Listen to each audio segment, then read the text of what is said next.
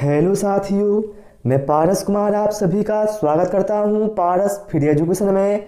आज इस क्लास में हम शिक्षक भर्ती स्पेशल पर्यावरण के इम्पोर्टेंट क्वेश्चनों को लेकर आए हुए हैं, जहां से आपको निश्चित ही एग्जाम में प्रश्न देखने को मिलने वाले हैं। इसलिए आप लोगों से रिक्वेस्ट है, इस वीडियो को आप कंप्लीट अवश्य देखें। तो शुरू करते हैं साथियों प्रश्न क्रमांक 1 से। यहाँ पर कहा गया है, वायुमंडल को क्षोभमंडल, समताप मंडल आदि परतों में विभाजित करने का मुख्य आधार क्या है। देखिए भाई, आप सभी जानते हैं वायुमंडल को तापमान के आधार पर 5 परतों में बांटा गया है, ठीक है। जिसमें सबसे नीचे क्या है, क्षोभमंडल, फिर समताप मंडल, फिर मध्यमंडल, आयनमंडल और बाह्यमंडल। ये 5 परतें हैं, ठीक है, जो कि तापमान के आधार पर बांटा गया है, ठीक है। चलिए भाई, इसके बाद अगला क्वेश्चन लेते हैं। मृदा में उर्वरता बढ़ाने के लिए कौन सी फसल उगाई जाती है। देखिए भाई, मृदा में उर्वरता बढ़ाने के लिए दलहनी फसलों को उगाया जाता है, जैसे कि चना हो गया, अरहर हो गया, मटर हो गया, क्योंकि इनकी जड़ों में क्या है, नाइट्रोजन स्थिरीकरण जीवाणु पाया जाता है, जिससे मृदा नाइट्रोजन युक्त हो जाती है। यहाँ पर राइट आंसर ऑप्शन ए के साथ जाएगा। क्लियर। चलिए, इसके बाद अगला क्वेश्चन लेते हैं। इसका आंसर जरा सोच समझ कर देना, बहुत सारे साथी इसमें गलत आंसर देने वाले हैं, ये मैं गारंटी देता हूँ। और आप लोगों से रिक्वेस्ट है, वीडियो पसंद आए वीडियो को लाइक करें, शेयर करें और चैनल को सब्सक्राइब करें। ओजोन परत का दूसरा सबसे बड़ा विध्वंस यौगिक कौन सा है। बताना है ओजोन परत का दूसरा सबसे बड़ा विध्वंस यौगिक। देखिए भाई, पहला कौन है, क्लोरोफ्लोरोकार्बन है, और दूसरा क्या है, नाइट्रोजन डाइऑक्साइड है। अर्थात यहाँ पर राइट आंसर हमारा ऑप्शन बी के साथ जाएगा, ठीक है, क्योंकि यहाँ पर दूसरा पूछा गया है, ना कि पहला। क्लियर। और ओजोन परत कहाँ पाई जाती है, तो आप क्या बताएंगे, समताप मंडल में पाई जाती है। और ओजोन संरक्षण दिवस 16 सितंबर को मनाया जाता है, ठीक है ना। चलिए भाई, इसके बाद हम अगला क्वेश्चन लेते हैं। भारत का सबसे पहला जैवमंडलीय आरक्षित क्षेत्र कौन सा है। वर्ग 3 के नोट्स और प्रैक्टिस सेट के लिए अब आप गूगल प्ले स्टोर से हमारा ऐप पारस फ्री एजुकेशन डाउनलोड कर सकते हैं। देखिए, पहला जैवमंडलीय आरक्षित क्षेत्र भारत का यहाँ पर पूछा गया है, तो यहाँ पर जो राइट आंसर है नीलगिरी के साथ जाएगा, ऑप्शन डी। जिसकी भाई स्थापना कब हुई थी, तो आप बताएंगे 1986 में इसकी स्थापना हुई थी, और इसे यूनेस्को ने विश्व धरोहर स्थल में शामिल किया हुआ है, ये भी आपको ध्यान रखना है, ठीक है। चलिए भाई, इसके बाद आते हैं अगले प्रश्न पर। लंबे समय तक शांत रहने के पश्चात विस्फोट होने वाला ज्वालामुखी क्या कहलाता है। देखिए भाई, प्रस्वप्त ज्वालामुखी, या जिसे कहा जाए सुषुप्त ज्वालामुखी, यह एक ऐसा ज्वालामुखी होता है भाई, जो कि लंबे समय तक शांत रहेगा, लेकिन इसमें अचानक विस्फोट हो जाता है। इसलिए यहाँ पर राइट आंसर हमारा ऑप्शन बी के साथ जाएगा। और ऐसे ज्वालामुखी से सबसे अधिक जान और माल का खतरा रहता है, ठीक है। यदि आपसे पूछा जाए प्रकृति का सुरक्षा वाल्व किसे कहा जाता है, तो आप बताएंगे ज्वालामुखी को कहा जाता है, ठीक है। चलिए, इसके बाद अगले प्रश्न लेते हैं। जब हम बकरी या भेड़ का मांस खाते हैं, तब हम बताएं। जब आप बकरी या भेड़ का मांस खाएंगे, तो आप बताएंगे कौन से उपभोक्ता होंगे। देखिए, आप सभी जानते हैं जो हरे पेड़ पौधे हैं वो क्या होते हैं, उत्पादक होते हैं। और हरे पेड़ पौधों को कौन खाएगा, बकरी खाएगी, भेड़ खाएगी। अर्थात बकरी और भेड़ क्या है, प्राथमिक उपभोक्ता होंगे।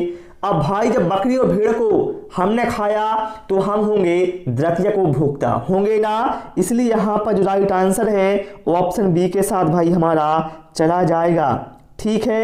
चलिए, इसके बाद लेते हैं हम अगला क्वेश्चन। भारत में मानसून का आगमन सबसे पहले किस राज्य में होता है? भारत में बताना है किस राज्य में सबसे पहले मानसून का आगमन होता है, तो बताइएगा केरल राज्य में। ऑप्शन बी यहाँ पर करेक्ट आंसर होगा।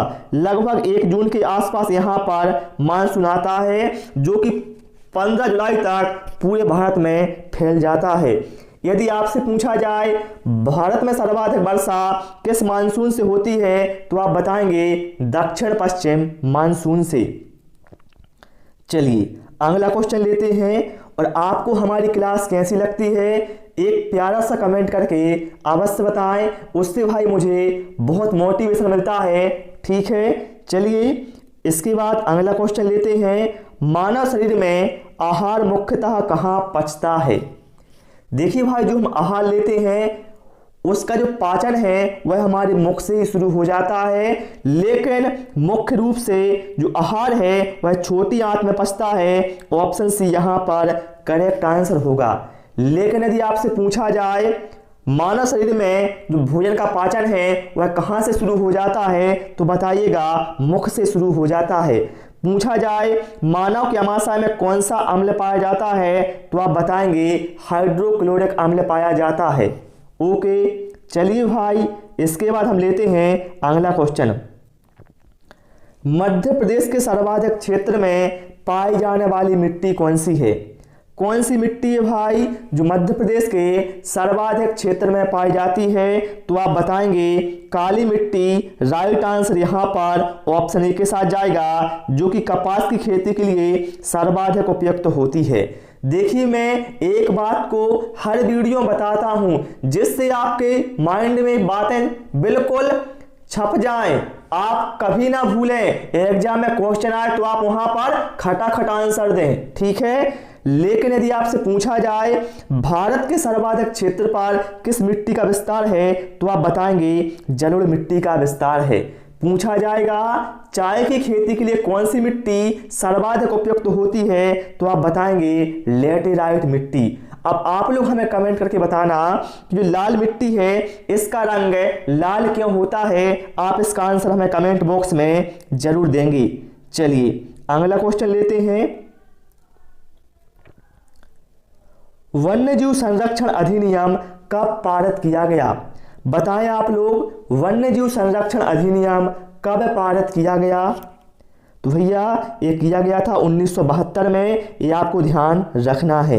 यदि आपसे पूछा जाए प्रोजेक्ट टाइगर कब आया था, तो आप बताएंगे 1973 में आया था। पूछा जाए जल प्रदूषण नियंत्रण अधिनियम कब आया था, बताइएगा 1974 में आया था। पूछा जाए रामसर सम्मेलन जो कि आर्द्र भूमि के संरक्षण से प्रसिद्ध है, बताना है कब हुआ था, तो बताइएगा 1971 में हुआ था। ठीक है, चलिए भाई इसके बाद लेते हैं हम अगला क्वेश्चन।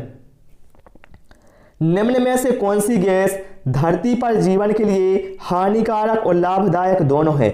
बताना है कौन सी गैस है जो धरती पर जीवन के लिए हानिकारक भी है और लाभदायक भी है, तो भैया वो है कार्बन डाइऑक्साइड। ऑप्शन डी यहाँ पर करेक्ट आंसर होगा। अब आप सोच रहे होंगे कैसे? देखिए भाई, जो हरे पेड़ पौधे हैं वो क्या करते हैं, प्रकाश संश्लेषण क्रिया में कार्बन डाइऑक्साइड का उपयोग करते हैं, तो भैया ये क्या है, लाभदायक है। ठीक है, और कार्बन डाइऑक्साइड क्या करती है, जो तापमान है हमारे वायुमंडल का उसका क्या है, संतुलन बनाए रखती है। ठीक है, ये होगा इसके फायदे। लेकिन जब इसकी मात्रा एक निश्चित मात्रा से अधिक हो जाती है तो क्या है, वायुमंडल का तापमान बहुत अधिक होता है, जिससे अनेक प्रकार की समस्याएं उत्पन्न होती हैं। मतलब ये क्या है, इसका नेगेटिव पॉइंट है। ठीक है, मतलब इससे क्या है, फायदा भी और हानि दोनों है। ठीक है, यदि आपसे पूछा जाए वायुमंडल में ऑक्सीजन का परसेंट कितना है, तो आप बताएंगे 20.95। ठीक है, लगभग 21% है। ठीक है, चलिए इसके बाद अगला क्वेश्चन लेते हैं। प्रकाश संश्लेषण में ऊर्जा का रूपांतरण होता है।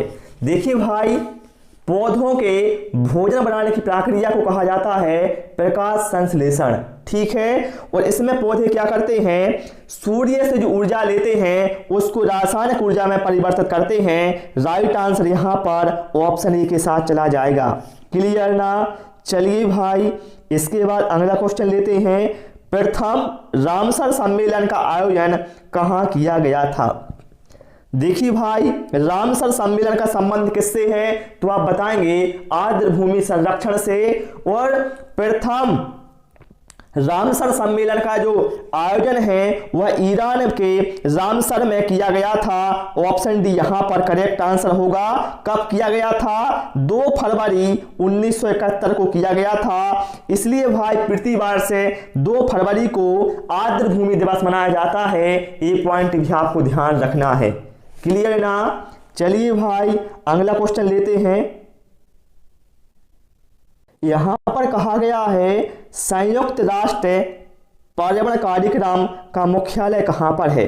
संयुक्त राष्ट्र पर्यावरण कार्यक्रम जिसे कहा जाएगा यूनेप, बताना इसका मुख्यालय कहां पर है। यूनेप का मुख्यालय बताना है आपको कहां पर है भाई। तो भैया यूनेप का जो मुख्यालय है वह केन्या के नैरोबी में है। ऑप्शन सी यहां पर राइट आंसर होगा। एग्जाम में पूछा जाता है कि यूनेप की स्थापना कब की गई, तो बताइएगा 1972 में की गई। ठीक है, चलिए इसके बाद अगला क्वेश्चन लेते हैं। राष्ट्रीय प्रदूषण रोकथाम दिवस कब मनाया जाता है? बताएं आप लोग कब मनाया जाता है। तो भैया ये 2 दिसंबर को मनाया जाता है। ऑप्शन ए यहाँ पर करेक्ट आंसर हमारा हो जाएगा। यदि आपसे पूछा जाए विश्व शौचालय दिवस कब मनाया जाता है, तो आप बताएंगे 19 नवंबर को मनाया जाता है। पूछा जाए विश्व तपेदिक दिवस या विश्व टीबी दिवस कब मनाया जाता है, तो आप बताएंगे 24 मार्च को मनाया जाता है। पूछा जाए विश्व हाथी दिवस कब मनाया जाता है, तो आप बताएंगे 12 अगस्त को मनाया जाता है। क्लियर ना? यदि आप चाहें तो इन्हें कॉपी में नोट करते जाएं साथ में, तो बहुत बेस्ट रहेगा। ठीक है, चलिए भाई, इसके बाद आते हैं अगले क्वेश्चन पर। मानव शरीर में थकान का अनुभव किस अम्ल की वजह से होता है? देखिए भाई, आपने खुद अनुभव किया होगा, जब कोई आप वर्क करते हैं तो आप थक जाते हैं। ऐसा इसलिए होता है कि हमारी मांसपेशियों में क्या है, लैक्टिक अम्ल का जमा होने लगता है, जिसकी वजह से क्या है, हमें थकान का अनुभव होने लगता है। इसलिए यहाँ पर राइट आंसर हमारा ऑप्शन ए के साथ जाएगा। ठीक है, पूछा जाए दूध में कौन सा अम्ल पाया जाता है, तो आप बताएंगे लैक्टिक अम्ल पाया जाता है। पूछा जाए चींटी के डंक और मधुमक्खी के डंक में कौन सा अम्ल पाया जाता है, आप बताएंगे फार्मिक अम्ल पाया जाता है। पूछा जाए आपसे सिरके में कौन सा अम्ल पाया जाता है, आप बताएंगे एसिटिक अम्ल पाया जाता है। ये सारे पॉइंट आपको भाई ध्यान रखना है, एग्जाम में यहां से ही क्वेश्चन बनते हैं। ठीक है, चलिए अगला क्वेश्चन है। निम्नलिखित में से प्राथमिक सेल है, बताना है इनमें से प्राथमिक सेल क्या है। देखिए भाई, आप लोग ध्यान रखिएगा, पृथ्वी की उत्पत्ति के पश्चात सबसे पहले आग्नेय सेल का निर्माण हुआ था। इसलिए भैया आग्नेय सेल को क्या कहा जाता है, प्राथमिक सेल कहा जाता है। ऑप्शन यहाँ पर करेक्ट आंसर हमारा हो जाएगा। क्लियर ना? चलिए इसके बाद अगला क्वेश्चन लेते हैं। वायुमंडल की किस सतह में तापमान बहुत अधिक उतार चढ़ाव नहीं होता? बताएं आप लोग, वायुमंडल की कौन सी सतह है जिसमें तापमान में बहुत उतार चढ़ाव नहीं होता है? तो भैया वो है समताप मंडल। इसका नाम ही आपको बता रहा, समताप मतलब तापमान क्या है, समान रहेगा इसमें, इसलिए इसका नाम क्या है, समताप मंडल है। इसलिए भाई जो वायुयान है इसी मंडल में उड़ाए जाते हैं, क्योंकि यहां पर क्या है, अनुकूल परिस्थितियां वायुमंडल के लिए, वो वायुयान के लिए मिलती हैं।